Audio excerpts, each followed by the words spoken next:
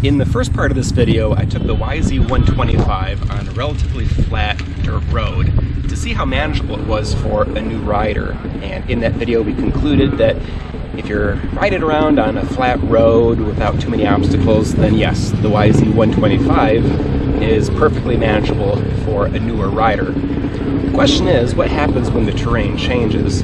Well, I'm out here at Hollyoaks ORV Park, where there's a variety of different obstacles in terrain, everything from rock gardens to makeshift motocross tracks, hill climbs, sand, rocky areas, pretty much everything. So we're going to take this out there and I'm going to ride it around again like a beginning rider would, low RPMs, low gears, and then I'm also going to bring up the speed a little bit and just see how manageable this YZ125 is, but with its two-stroke power band. So let's go for a ride.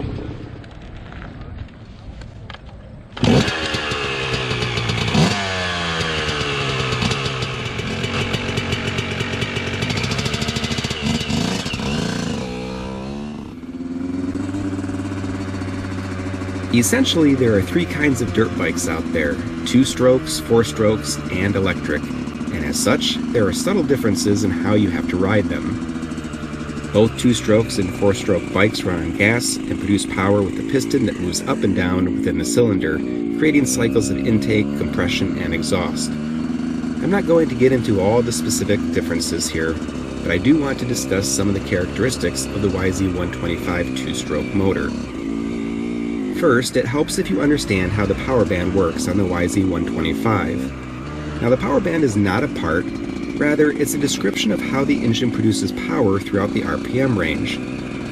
As you may know, as the piston goes up and down, it spins a crankshaft. This is what we refer to as RPMs, which stands for rounds per minute, or rotations per minute. As you twist the throttle, more air and gas goes into the engine, increasing combustion, causing the piston to go up and down faster, increasing RPMs. The YZ125 produces very little power in the low RPMs. There's enough power to scoot you around on flat ground and get you over small hills, but that's about it. The meat of the power of the YZ125 is in the higher RPMs. So, if you are a beginning rider, one of the things you will need to get used to is running in higher RPMs. You may hear 2-stroke riders refer to their bike as having a hit, or a sudden surge of power once it hits the power band. What this means is that while accelerating, the engine has reached the RPM range where it makes the most power, and there's a surge of acceleration. I've seen people exaggerate about how the hit of their YZ125 is strong enough to rip your arms out of your sockets. Well, this is simply not true. While you will feel a surge, it is a manageable surge so long as you are ready for it. The 2-stroke hit is not something to discourage you from starting on a YZ125, but it is something to be aware of. Compared to a 254 stroke, you are a bit more likely to whiskey throttle on a 2-stroke, in my opinion. Now, if you don't know, whiskey throttle is a situation in which you lose control of the bike. It happens when you accelerate too fast, the bike begins to accelerate out from under you, and as you fall off the back, you try to hang on to the grips, which causes you to twist the throttle further, leading to more acceleration until the bike shoots out from under you and you face plant into the ground behind the bike. Go watch some YouTube dirt bike fail videos and you're sure to see what I'm talking about. Another term 2-stroke owners throw out there is the idea of getting on the pipe. To get on the pipe means that you are riding it at a high enough RPM to get into the meat of the power band. When a 2-stroke engine is on the pipe, it has a very distinctive sound like this.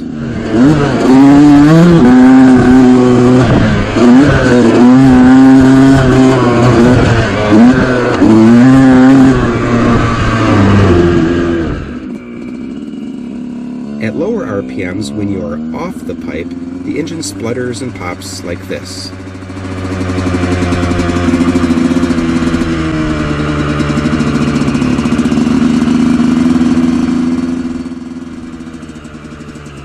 Riding around on flat ground at low RPM off the pipe is relatively easy. Even at these low RPMs, the bike will have just enough power to pull you up and over small hills like the one I'm about to go over here. Notice how the bike begins to bog down as I climb.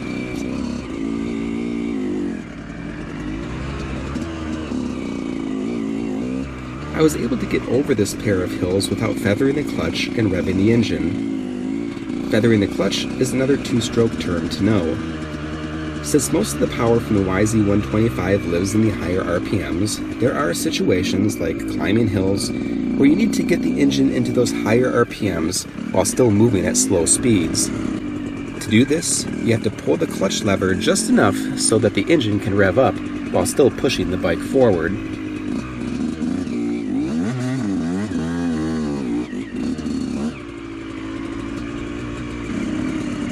Since this is a skill that takes a little practice, I'm going to try to ride my YZ here without feathering the clutch, just as a beginner would.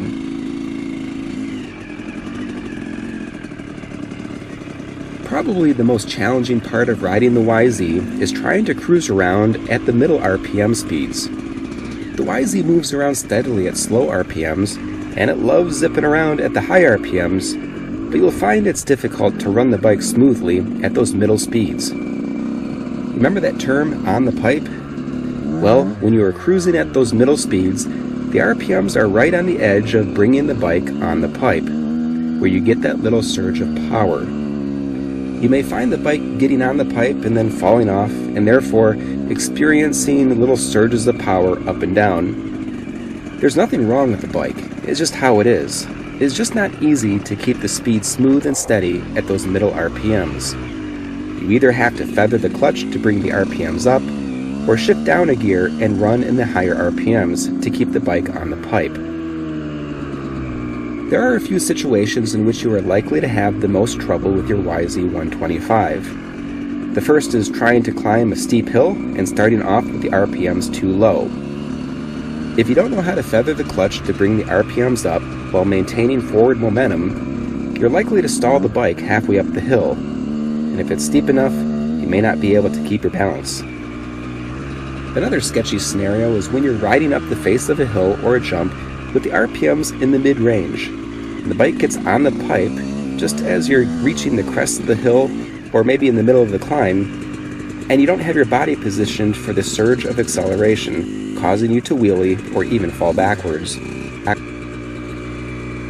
Now, both of these scenarios could happen with any dirt bike, but in my opinion, they're more likely to happen with the YZ125 because, well, let's be real, this is a motocross bike with more power than the typical beginner bike.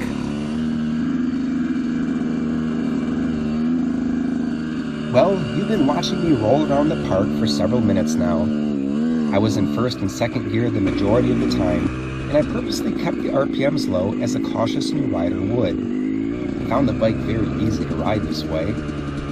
Despite the noisy spluttering of the two-stroke engine, the power felt very tame and predictable. No sudden surges of power or lurching forward. As I said before, there's very little power in these low RPMs, but despite this, I was able to roll over all of the small and medium-sized hills you saw me go over.